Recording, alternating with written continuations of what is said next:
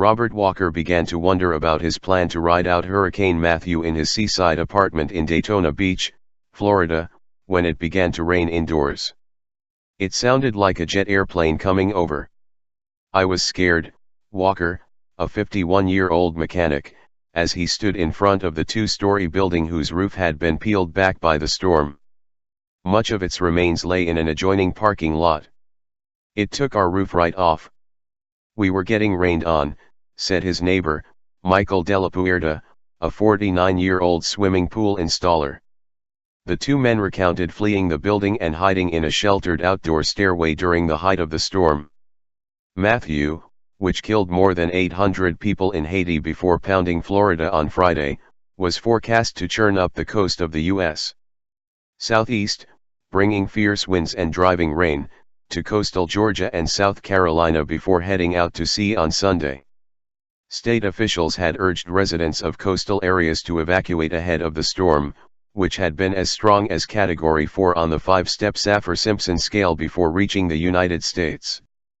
But many residents of this popular tourist destination, known for its beaches and auto raceway, said concern for their property, pets or ailing loved ones prompted them to remain during a storm that ripped the facades off buildings, downed trees and light poles and brought a storm surge that pounded waterfront hotels.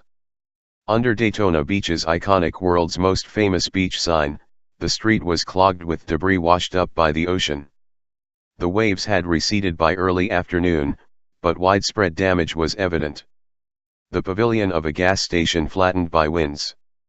Power was out throughout the city, and most businesses were closed.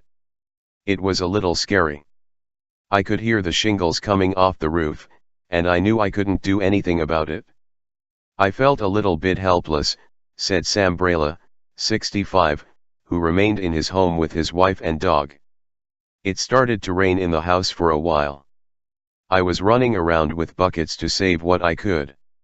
John Sitter, a 43-year-old motorcycle mechanic, said that he and his wife had opted to ride out the storm with their 2 dogs and 2 cats, in part because they were concerned about trying to evacuate with their animals.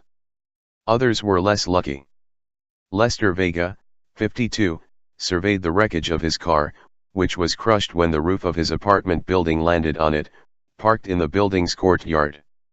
I thought that was a safe place to park. I thought it would be protected here, Vega said, standing surrounded by debris. No car but mine was hit. And it's totaled.